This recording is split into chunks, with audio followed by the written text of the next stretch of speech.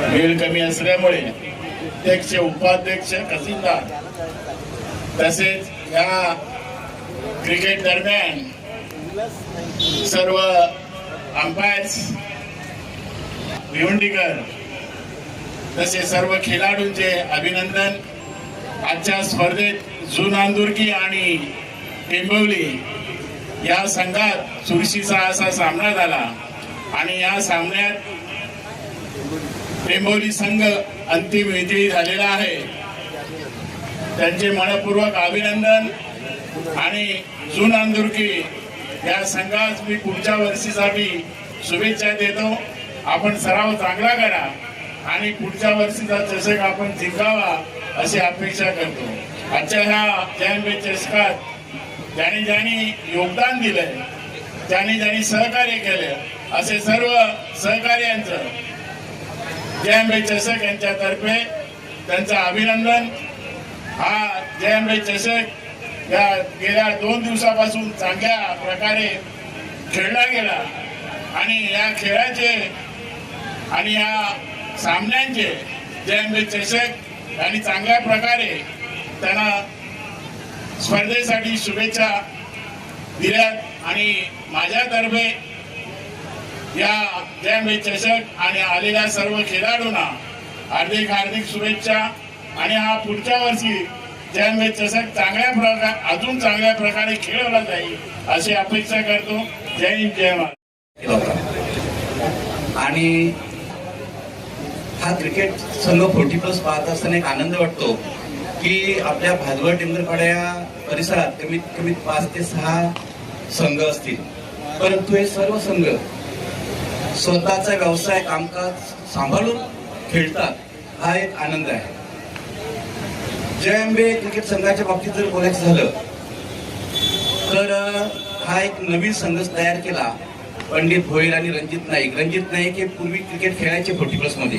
त्यांचा क्रिकेट थांबला होता, परंतु त्यांनी पुन्हा एकदा या क्रिकेट संघ याच्यामध्ये सहभाग घेऊन मुलांना प्रोत्साहित केलं आणि त्या 40+ संघाला एक चांगली संजीवनी दिली आणि या ठिकाणी आज त्यांच्या मेहनतीला फळ आलं आणि चांगल्या प्रकारे या स्पर्धा आज या ठिकाणी पूर्ण झाली। 2-4 दिवसापूर्वी गावदेवी क्रिकेट संघ सुधाकर म्हात्रे आणि शरद म्हात्रे यांनी सुद्धा इथे स्पर्धा ह्याच संघांच्या आयोजित केल्या होत्या। त्या ठिकाणी मला येता आलं नाही, परंतु तेच संघ या ठिकाणी पाहण्याची संधी मिळाली, त्याला मी भाग्यवान समजतो। आणि खरोखरच या परिसरामध्ये जो 40+ संघाचा संघ आहे, या संघामध्ये प्रत्येक खेळाडू प्रत्येक संघ हा संघ भावनेने खेळतो। हार जिंक होतच असते, परंतु जिंकलेला संघ त्याचा विजय हा आनंदाने साजरा करतो, परंतु हारलेला संघ सुद्धा त्यांच्या विजयात सामील होतो आणि एकमेकांना आलिंगन देऊन हात मिळून ते बाहेर येतात। म्हणजे हेच खेळ, यालाच म्हणतात क्रिकेट। की क्रिकेट म्हटल्यानंतर या ठिकाणी सर्वांना चांगल्या प्रकारे आपल्याला जे आपल्या अंगी गुण असतात ते दाखवण्याची कला दाखवण्याची संधी असते आणि ती दाखवली जाते।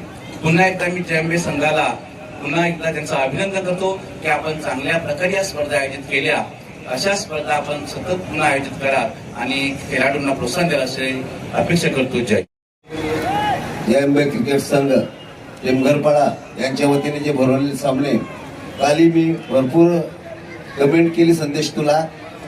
आता ही जून अंतर्गत जो संघ आहे अतिशय चांगले खेळले, ती लाल कॅप त्यांनी घातली, लाल कॅप अतिशय उत्कृष्ट, दीपक अतिशय उत्कृष्ट खेळ होता। पण आमचे परमस्नेही दिगंबर, कारण त्या काळातला दिगा हा चांगला बॉलर सुद्धा होता आणि बॅटमॅनही होता।